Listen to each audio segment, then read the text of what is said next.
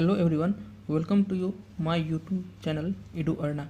Today we discuss about chief characteristic of childhood अर्थात बाल अवस्था की मुख्य विशेषता के बारे में चर्चा करेंगे। तो चलिए देखते हैं बाल अवस्था की मुख्य व्यवस्था क्या क्या है। दोस्तों ये क्वेश्चन जो है आपके इंटरनल एग्ज़ाम में और फाइनल एग्ज़ाम में भी आए साबित हो सकता है। बाल अवस्था, सबसे पहले हम समझेंगे कि बाल अवस्था है क्या। दोस्तों बाल अवस्था उस काल को कहते हैं जब शिशुआ अवस्था के तुरंत बाद जो एज प्रारंभ होता है उसे बाल अवस्था कहते हैं। मनोवैज्ञानिकों के अनुसार जो है बाल अवस्था बाल काल का जो है निर्माणकारी काल कहलाता है। इस अवस्था में बालक जो है व्यक्तिगत, सामाजिक और शिक्षा संबंधी बहुत सी आदतों, व्यवहारों, रुचियों और इच्छाओं के प्रति रूपों का निर्माण कर लेता है। बाल्य अवस्था जो है दो भागों में बांटा गया है। एक है पूर्व बाल्यकाल अवस्था, एक होता है उत्तर बाल्यकाल अवस्था। पूर्व बाल्यकाल अवस्था जो है हम 2 वर्ष से लेकर 6 वर्ष की आयु तक के उम्र को कहते हैं, जबकि उत्तर बाल्यकाल जो होता है वो 6 वर्ष से लेकर 12, कहीं कहीं 13 मिल जाएगा, तो उस उम्र को उत्तर बाल्यकाल कहते हैं। तो हमें पढ़ना है बाल्य अवस्था की जो मुख्य विशेषताएं क्या होती हैं। जब कोई भी बच्चे बाल्य अवस्था में होते हैं तो उसकी क्या क्या विशेषता होता है उस समय, उसको हम सबसे पहले देखते हैं। इसमें है पहला शारीरिक एवं मानसिक विकास की इसमें स्थिरता आ जाती है। इस अवस्था में जो है शारीरिक एवं मानसिक विकास में स्थिरता आ जाती है। कहते हैं बाल अवस्था में विकास की गति में स्थिरता आ जाती है। विकास की दृष्टि से इस अवस्था को 2 भागों में बांटा गया है। एक शैशवावस्था या पूर्व बाल्यकाल अवस्था है ना, पूर्व बाल्यकाल अवस्था में विकास होता है। शैशवावस्था और पूर्व काल अवस्था में जो है विकास होता है, वह प्रकृति नियमों के अनुसार उत्तर बाल्य अवस्था जो होता है वह जो है 9 से 12 में दृढ़ होने लगता है। उनकी चंचलता शैशवावस्था की अपेक्षा कम हो जाती है। जो चंचलता शैशवावस्था में, शिशु अवस्था में रहता है, शिशु काल में रहता है, वह चंचलता जो है अब जैसे जैसे बालक जो है बाल्यावस्था में प्रवेश करता है तो उसकी जो है वह चंचलता जो है अपेक्षाकृत कम हो जाता है। शरीर और मानसिक स्थिरता बाल्यावस्था की सबसे महत्वपूर्ण विशेषता है। शारीरिक और मानसिक स्थिरता जो है वह बाल्यावस्था की सबसे महत्वपूर्ण विशेष अवस्था है। इसमें क्या होता है, शारीरिक और मानसिक में जो है स्थिरता जो है आ जाता है इस अवस्था में। तो ये हो गया आपको पहला, शारीरिक एवं मानसिक विकास में जो है इस अवस्था में स्थिरता आ जाती है। जैसे शैशवा काल में जो इसमें जो है ज़्यादा चंचलता रहती है, वह अब अस्थिर हो जाता है इस अवस्था में बच्चे में धीरे धीरे। दूसरा है मानसिक योग्यताओं का विकास। कहता है इस अवस्था में बालक के सभी आवश्यक मानसिक योग्यताएं विकसित होने लगता है। इस अवस्था में जितने भी मानसिक योग्यताएं होती हैं बच्चों में वह विकसित होने लगता है, यानी सोचन शक्ति जो है इसमें बच्चे में विकसित होने लगता है। क्या गलत है, क्या सही है, कौन हमें कैसा टच कर रहा, सारे जो है इसमें जो बच्चे में जो महसूस करने की क्षमता विकसित होने लगती है, तो उसी वो मानसिक योग्यताएं जो है विकसित होने लगती हैं। बालक प्रत्यक्ष वस्तुओं के लिए सरलता से चिंतन कर लेता है, यानी कि जो बच्चों को सामने में वस्तु है उस पर जो है वह चिंतन मनन करने लगता है। कहता है बालक के में समझने, स्मरण करने यानी अर्थ याद करने, तर्क करने की योग्यताएं जो है विकसित हो जाती हैं। यानी कि मानसिक योग्यता के विकास में क्या हो गया, इसमें जो है बच्चे कोई चीज़ को देखकर तर्क वितर्क करने लगते, क्या सही क्या गलत है, इस सारी चीज़ को जो है इसमें बच्चे में सोचन शक्ति विकसित हो जाती है। अब आता है प्रबल जिज्ञासा। तीसरी जो बाल्यावस्था की विशेषता है वो है प्रबल जिज्ञासा। कहते हैं बाल्यावस्था में जिज्ञासा की प्रवृत्ति बहुत तीव्र हो जाती है। वह अपनी जिज्ञासा को शांत करने के लिए अपने माता पिता तथा घर के सदस्यों से प्रश्न को पूछता रहता है। शिशुअवस्था में उसके प्रश्नों की प्रवृत्ति क्या तक सीमित रहती है, यानी जब बच्चे शिशुअवस्था में रहते हैं कोई भी चीज़ उससे जो प्रश्न पूछना होता है, कोई भी चीज़ देखता है या उससे बोलिए तो क्या क्या क्या यही शब्द जो है वो बोलेगा, परंतु बाल अवस्था में वह क्यों और कैसे, यानी कि वो आपसे सवाल जवाब भी करने लगा है। यह हुआ तो क्यों हुआ, यह क्या है, यह कैसे हुआ, यह जानने की इच्छा जो है उसमें रहता है।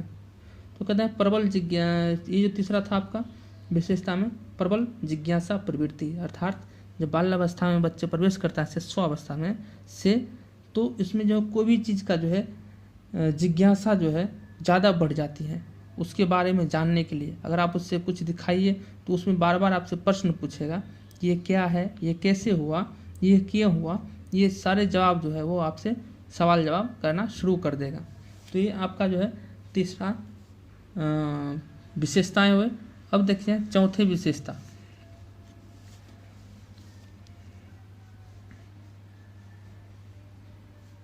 चौथा है वास्तविक जगत से संबंध। वास्तविक जगत से जो है इसमें संबंध है। कहते हैं बालक काल्पनिक जगत से निकलकर वास्तविकता जगत में विचार करने लगता है। बच्चे जो जब वह शिशुअवस्था में रहते थे तो वह जो है काल्पनिक जगत में रहता था, है ना, अर्थात कोई चीज़ को जो है वह सिर्फ सोच के ही सोच के ही मन में ही विचार करके वो जो है उसे कल्पना करता था। जैसे कैसे कुत्ता है, बालक है, कुत्ता है, बैल है, भैंस है, ये तो बच्चे घर में ही शिशुअवस्था में तो बच्चे घर से बाहर निकलते नहीं हैं, तो वो जो है ऐसे सुनता होगा जो कोई शब्द, तो उसके दिमाग में जो है कल्पना के रूप में एक उभरता होगा कि बैल ऐसे होगा, भैंस ऐसे होगा, कुत्ता ऐसे होगा, हाथी ऐसे होगा।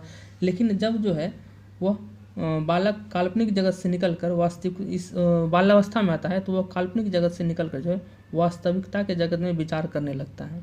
यानी वो वास्तविकता से जो है परिचित होता है कि ये जो है वस्तु इस तरह से दिखता है, ऐसा रंग का होता है, उस पर जो है जगत में विचार करने लगता है। वह वास्तविक जगत की प्रत्येक वस्तु से आकर्षित होता है तथा उसके बारे में अधिक से अधिक जानकारी प्राप्त करने की प्रयत्न करता है। तो ये हो गया आपका चौथा। अब है आत्मनिर्भरता की भावना।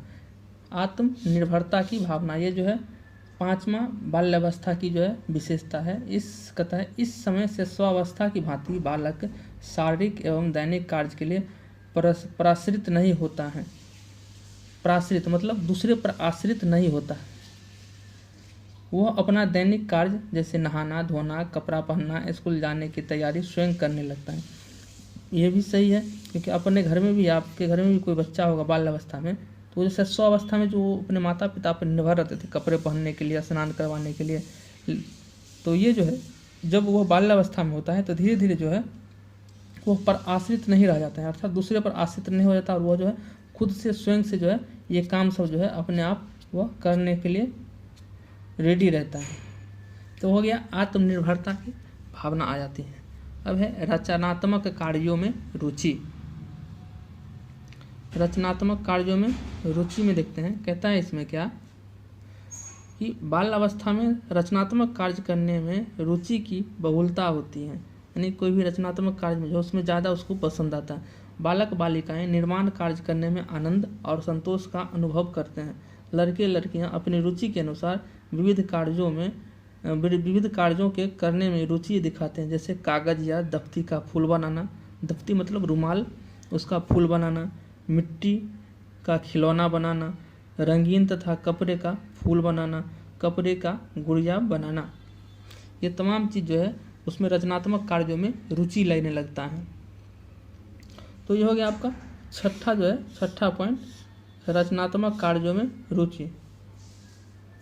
इसको आप और भी अपने मन से आप विस्तार करके लिख सकते हैं एग्जाम में। इतना में जो है एग्जाम में जो है अगर दीर्घ उत्तरीय प्रश्न में होगा तो कम से कम आपको 8 पेज लिखना होगा। तो एक पॉइंट को जो है आप 1 पेज में लिखेंगे तो कम से कम जो है 8 इसका विशेषता है तो कम से कम 9 विशेषता है तो कम से कम 8 पेज या 10 पेज में जो है आराम से इसको विस्तारित करके लिख सकते हैं। यानी एक पॉइंट को आप डील कीजिए 1 पेज में तो आसानी से जो है आप 8 पेज या 9 पेज में भर सकते हैं।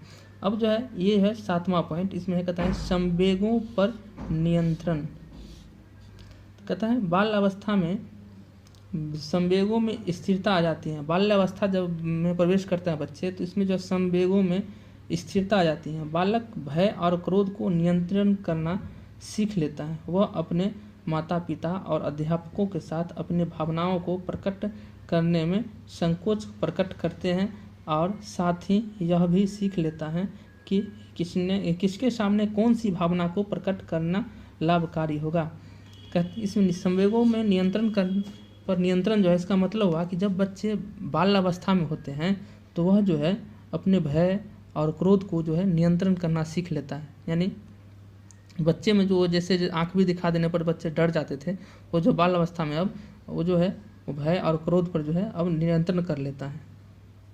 बात बात पे बच्चे में शिशुअवस्था में जो बच्चे चिल्लाने लगते थे, क्रोध करने लगते थे, है ना, तो वो जो है इस पर नियंत्रण हो जाता है। वो फिर कहता है वो अपने माता पिता और अध्यापकों के साथ अपनी भावनाओं को प्रकट करने में संकोच प्रकट करता है।